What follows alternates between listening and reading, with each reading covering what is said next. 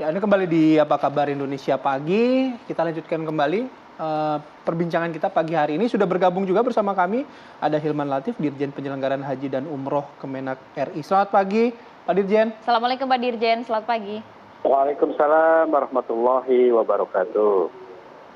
Waalaikumsalam. Baik, ke Pak Dirjen langsung aja. Pak Dirjen, begini, tadi kalau Bang Yandri sudah menjelaskan ya sumber dana gitu. Kemudian kenapa sampai diperlukan dana sampai 1,5 triliun rupiah begitu ya dalam waktu yang cukup sangat singkat begitu. Nah, tapi yang ingin kita tahu juga dengan adanya perubahan kebijakan dari Arab Saudi, apakah ini akan berpengaruh pada aktivitas jemaah haji kita nanti? Minimal kita lihat nanti tanggal 4 Juni ya yang kloter pertama berangkat. Apa yang harus disiapkan secara administrasi?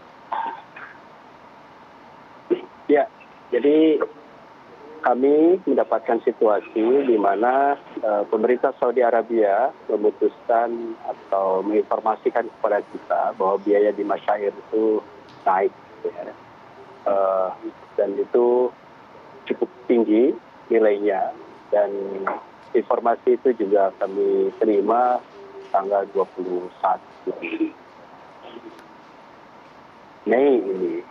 Jadi oleh karena itu kami berdiskusi dengan berbagai pihak untuk bisa mencari skema ya, untuk memenuhi tentuan tersebut, dan kita prinsipnya adalah ingin memberangkatkan jamaah haji Indonesia yang sebetulnya mereka sudah siap, sudah memberikan pelunasan, sudah sebagian bahkan sudah mengikuti pembekalan dan lain-lain.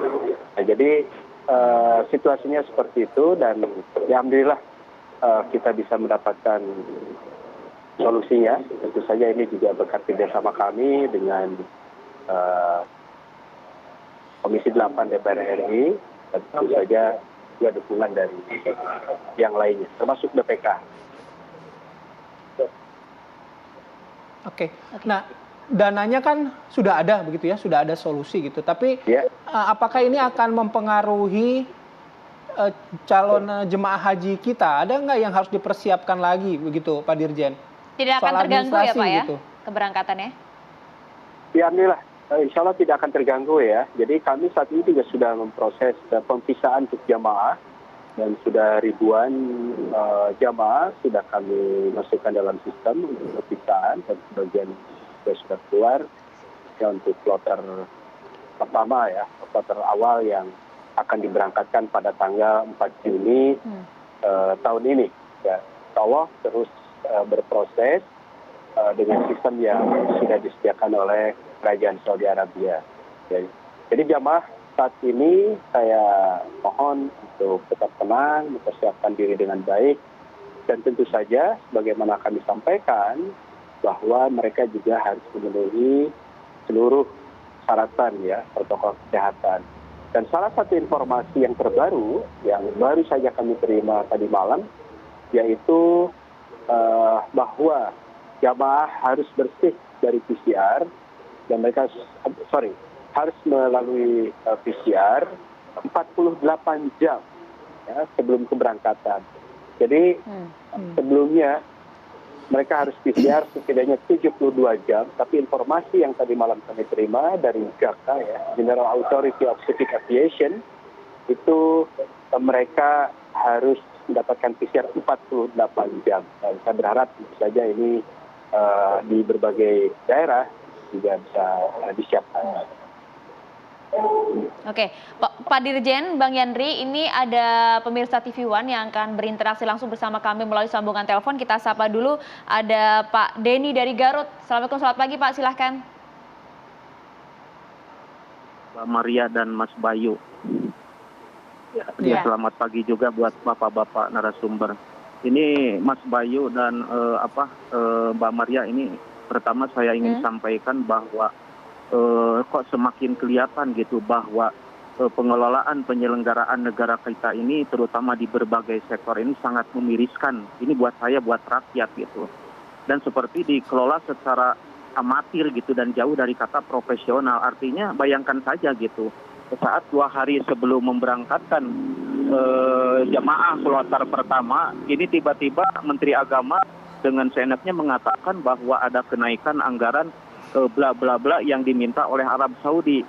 Tapi saya yakin gitu bahwa pemerintah Arab Saudi ini kalaupun ada kenaikan anggaran itu tidak akan diumumkan secara mendadak seperti sekarang gitu. Saya yakin mereka itu negara profesional yang bisa mengelola negaranya dengan baik gitu, bukan seperti negara kita gitu. Dan terakhir saya sampaikan gitu bahwa walaupun akhirnya biaya tambahan tersebut tidak dibebankan kepada jemaah seperti yang dibilang oleh anggota DPR tapi tetap saja uang rakyat juga toh yang dipakai dengan disetujuinya tambahan anggaran tersebut oleh DPR gitu. Mungkin itu saja dari saya. Selamat pagi Mbak Maria dan Mas Bayu. Baik, ya, terima kasih Pak Denny. Pak Dirjen mungkin bisa langsung menanggapi dari Pak Denny tadi. Anda sudah tahu disiapkan jauh-jauh hari ya, itu informasinya dari mana? Saya yakin Anda tidak benar. Ya.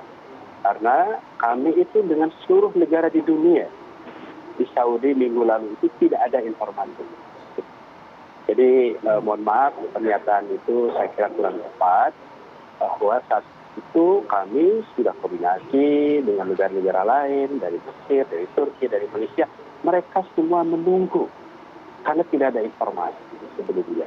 Nah, karena itu ketika ada informasi kenaikan, sebetulnya ya kita juga kaget dan seluruh negara itu kaget. Gitu ya. Nah, jadi saya kira karena di Indonesia itu bahwa kenaikan atau biaya penyelenggaraan ibadah haji atau BPIH itu ya harus disepakati dengan DPR, maka kemudian kami ya harus mengkonsultasikan itu dengan DPR. Jadi bukan sewenang-wenang Menteri Agama mengumumkan kenaikan, bukan. Tetapi ada kenaikan dari Kerajaan Saudi Arabia khusus untuk biaya di masyair, yaitu layanan. Pemberitahuan dari Arab Saudi kapan sih Pak Dirjen? Pertanggal berapa Pak? 21 Juni. Oke. Baik. Nanti juga kita jeda dulu Pak Dirjen, Bang Yandri. Kita juga ingin tahu mekanisme dari uang 1,5 triliun ini apakah langsung harus disetorkan ke Arab Saudi dalam minggu-minggu ini sehingga bisa menjamin ya kenyamanan para jemaah calon haji kita di sana. Sesaat lagi kami lanjutkan diskusi di Apa Kabar Indonesia Pagi.